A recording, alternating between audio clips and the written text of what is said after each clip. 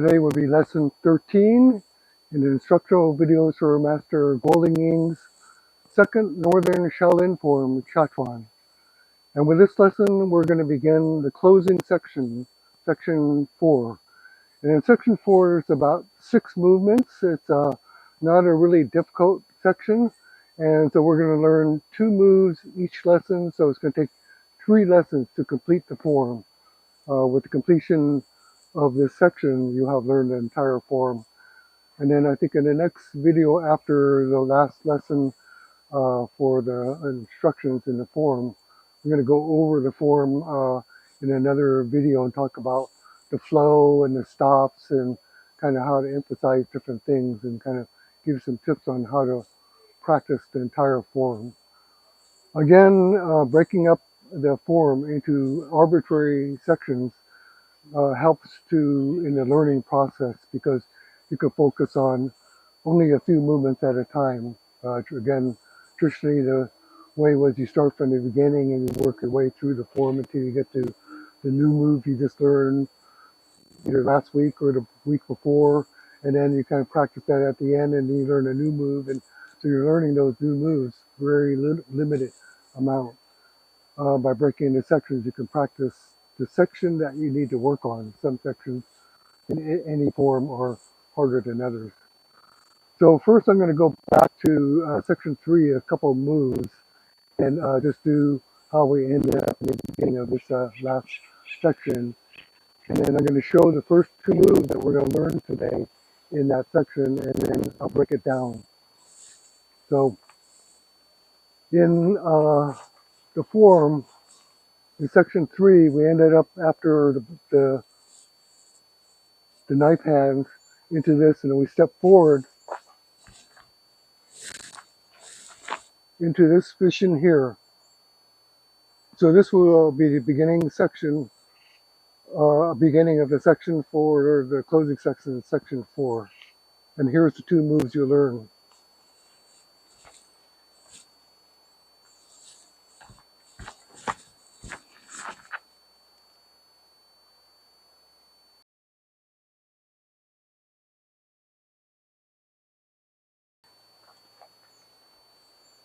This last section is a long line of movement, and you're going to be going from 9 o'clock to 3 o'clock.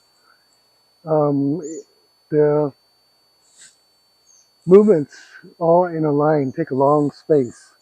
So when you end up in that last beginning position here,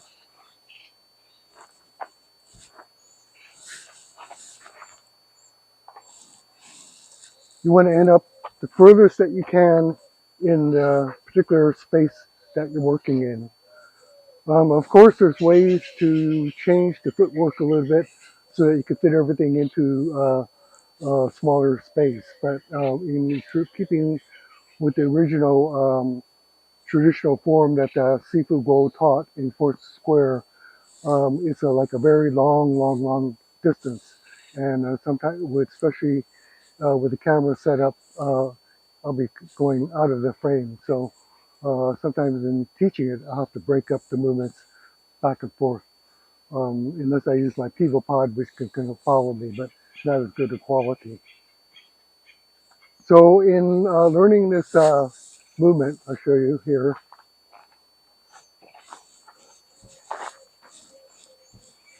From here,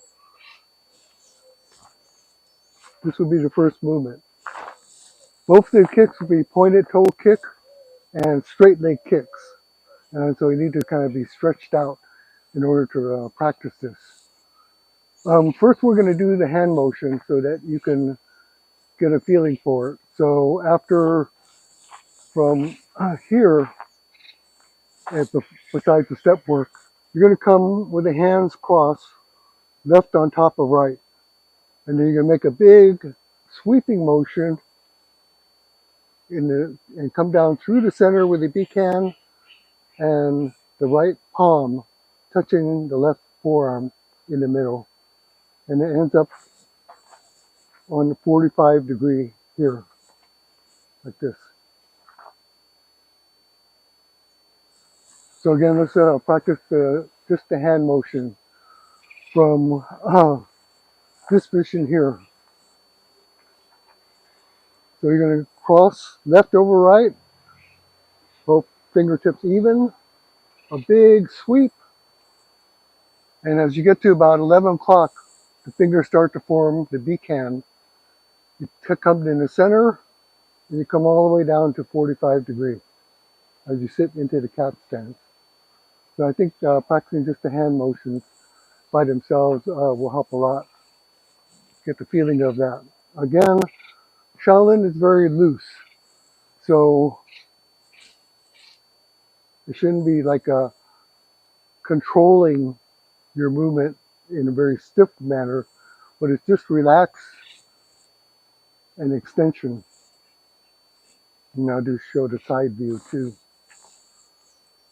Um,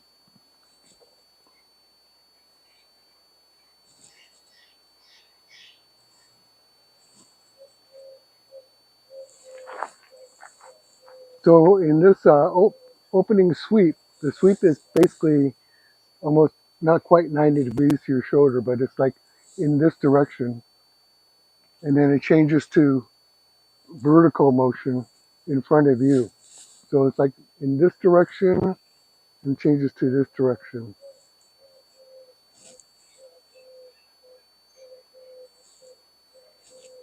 And you're going to have to work that in with the footwork, which I'll show you in a second. Both palms are open, relax, beacon, and vertical palm. So from this position here, you're going to step forward, and as you do the left foot straight leg kick is when you're going to come down first so that you kick, and then you notice that as I kick, the apex of the kick, the hands are at the highest, and then everything comes down together. And that's what you want. From here, kick, and then coming down. You want this here.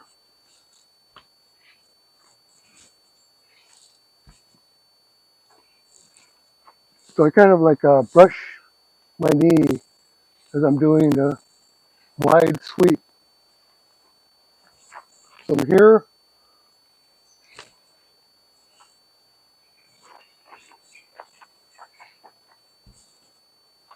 step. A lot of times when you're practicing, you have to break the movement up, trying to remember both techniques at one time when you're first learning is difficult. So if the timing isn't perfect, that's okay if you have to break it up. So from the forward bow stance, blade hand, and beak hand, you're going to take a step with the right foot and then be brushing as you do the straight leg kick.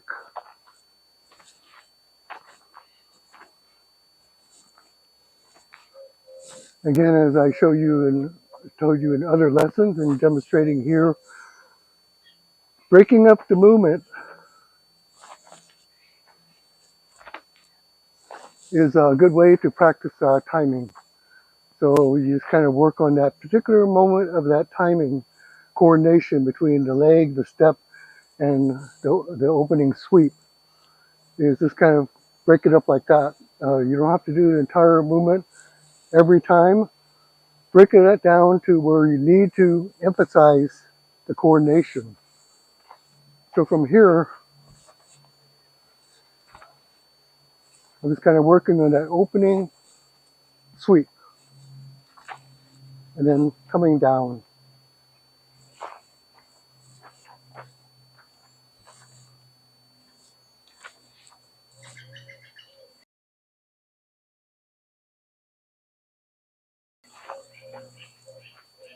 You'll find that there's not one way to do the timing. You can vary the timing, but you're going to have to find your own comfort. And a lot of it, for example, will depend on how high you can kick, how much time there is for your leg to go up in relationship to your hands moving. And since the leg and the hands move at different speeds, you will have to kind of feel that coordination between the two elements. The basic thing that you're always trying to emphasize in Shaolin is using loose movement to produce the results that you want. So nothing is force. You have to work with the timing of each of those coordinations between the hand and the leg to come down to that condensed spot which you finally finish. So depending on how I move,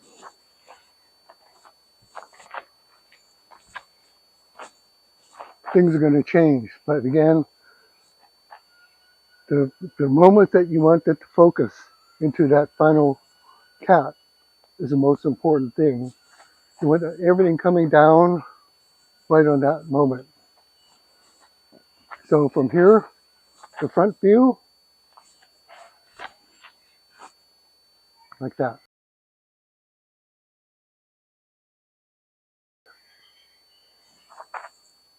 Okay, so then let's practice the second movement. In the second movement, think of this dude, try doing this first. Think of like a wheel, kind of like a spindle, and you're kind of winding something up. So as I come up here,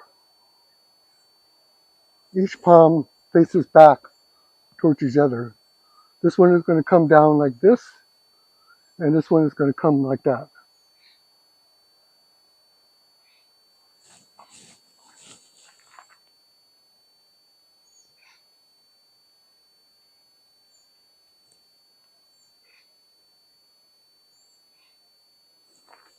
First do that to get a feeling of what that winding up feels like a reel.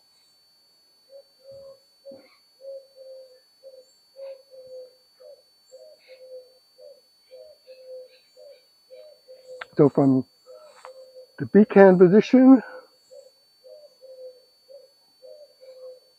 you're not going to do many times, but I'm repeating this so that you can kind of get a feeling of what that is. So from the beak hand position here, it's going to be that.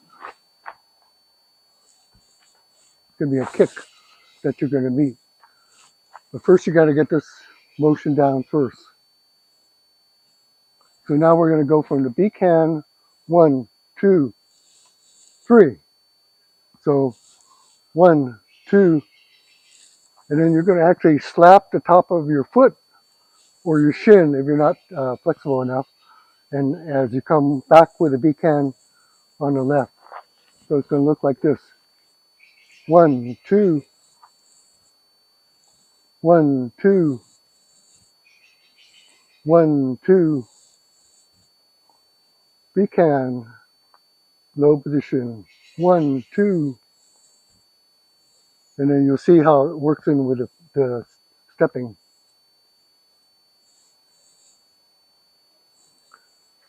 So going back to the actual move, from this position here, you're going to come forward with the right foot as you come into this right hand position. And then from here, the left hand position as the left foot comes forward. And then as you reach out to stop the foot, it's going to look like that. So again, that's why we're breaking it up. From the beak hand position, right foot, right hand on top. Left foot, left hand on top. When you go into the kick, left hand sweeps back into the beak hand, and the right hand comes up through the center and slaps the foot. Okay, so let's do that stepping with me from this position here. Right foot goes forward, right hand comes up, left foot goes forward, left foot goes forward. Sweep back and out for the kick. Okay, so right now we're just practicing the coordination. If your kick and the hand don't meet exactly at the same time, that's fine. You're just trying to kind of drone in the actual coordination of the footwork and the hand movement. And again, like all good kung fu, the timing can change, and then but you have to have some way to learn it. So from here, okay, right foot, left foot, and then once you step after the kick, you want to come down, step forward into bow stance, and shoot out with a blade hand and a beak hand on the 45 on the back. It's all going to happen at one time. So again, from this position here, right foot, left foot, kick, come in, back in, and then get into bow stance and strike out.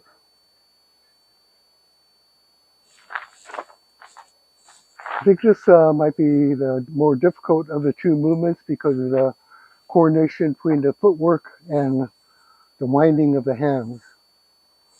So the winding of the hands. So the more ingrained you get that winding of the hand and slapping down, is you better off you be.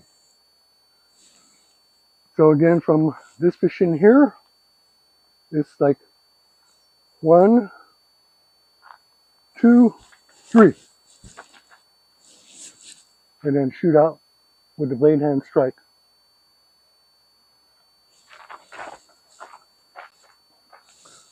So let's take that from the beginning and include that first two moves that we learned, single move. Here, okay, you're gonna go with a big open into the beak hand, then step 1, 2, slap, bow stance, strike. I'm going to concentrate a little bit more on the second move because I think that's one that's a little bit more complicated for beginners to learn, and then we'll go back and do both of them together. So again, we're going to be starting from this beak hand position in the cat stance. So 1, 2, and then slap the foot, bow stance, strike forward with the blade hand. In this stance here, you're not square to the front like this, but kind of open more.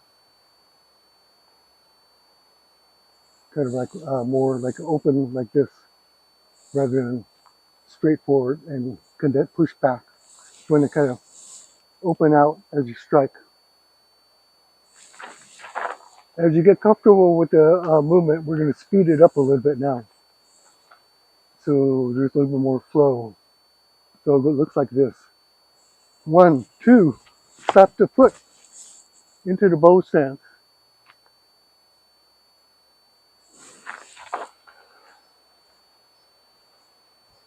I think that it's easier for a lot of people to concentrate on the hand and let their footwork follow than to concentrate too much on the footwork and try to make their hands follow.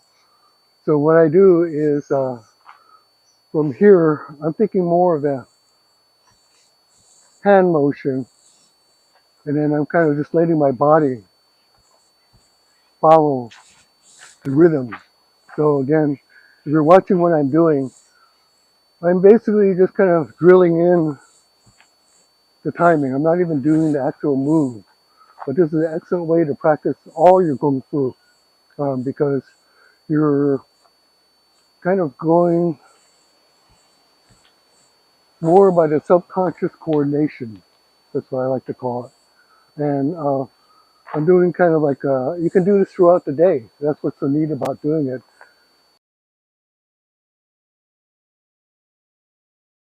Also, you can practice just the footwork by itself. This is what it's going to look like. You're going to be in this position here. You put your hands on your hip. You're going to practice the straight leg kick into the cat. And then stepping out of it into the kick, come back down, and step in the final bow stance. Again, one more time. From the left bow stance, you're going to step, and then you have to take an extra step for that wind into the cap. So this would be the step, the wind, the kick into the cap. Then stepping out, 1, 2, kick, come back down into the forward bow stance. So this is more like a stance work training. In one way, we practice more with the hand movement here and kind of focused on the hand movement, dictating the footwork. But in this other method where you're just doing the footwork, then you concentrate on the stance and the kick and the moving out of it. Then you put the hand and the footwork together.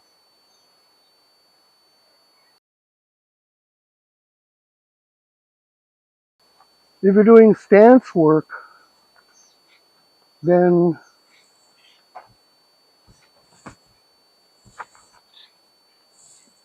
it looks more like that.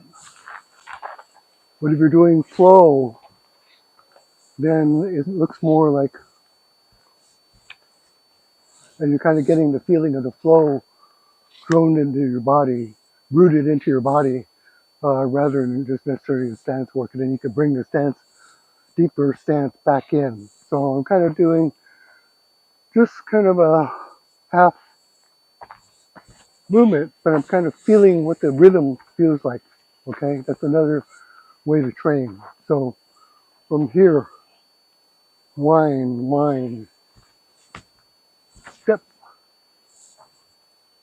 Okay, another important thing is that after the second kick, pointed toe kick, you always want to come back a little bit before you go into the bow.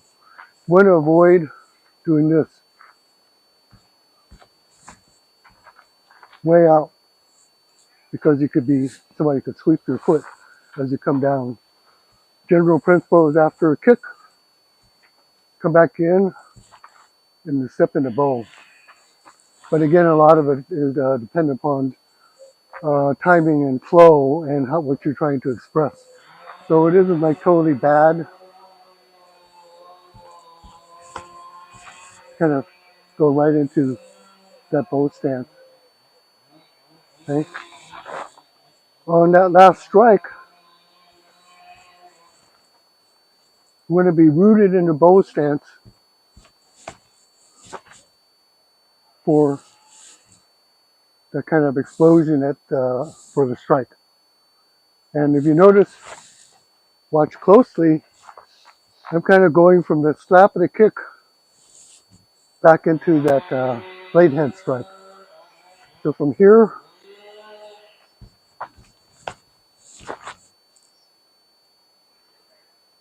and again, that is like snapping a chalk line, as we talked about so many times in the Northern Shaolin. The idea of like weight at the end of your hands and snapping them out creates the straight line rather than trying to control that straight line by this manipulation. I want to have it by this way.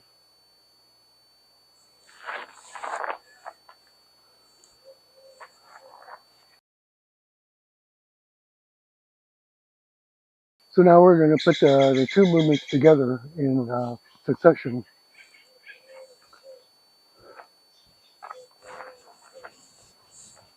So we're going to start from this position here and then do the sweep into the cat stance. And then we'll do the wind, 1, 2, kick, full stance, blade hand strikes. One more time.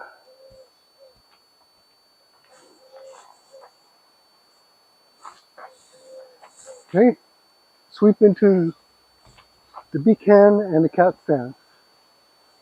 1, 2, slap, bow stance, blade hand strike.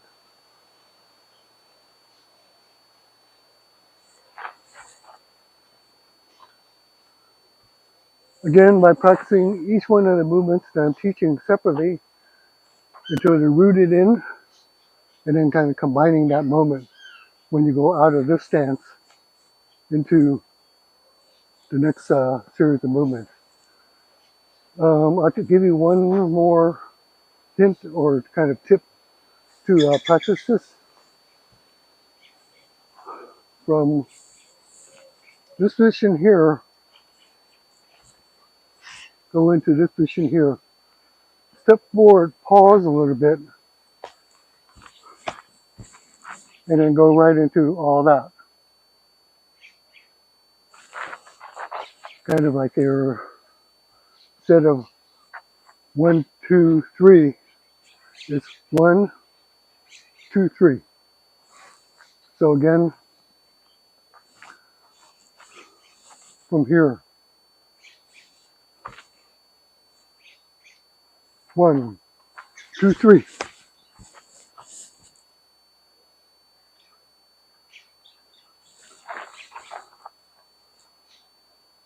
So that'd be the two moves that you learned for today. I think you have to kind of play around with it in order to get the feeling of it, especially in the winding. 1, 2, 3. 1, 2, 3. Again, this is something that you can do throughout the day. You know, remember, I don't know if you saw one video, but my uncle, who is a master class shooter, told me to make it as comfortable as when you pass by your keys and pick up your keys. And so what I do is every time I walk out here, I might practice just that movement. Two, two, two, two, two, two, two, two, two. That's an excellent way to practice. Just breaking everything down so you're just kind of feeling that moment.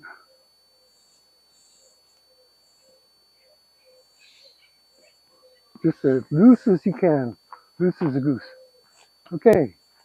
Enjoy working with that. Thank you.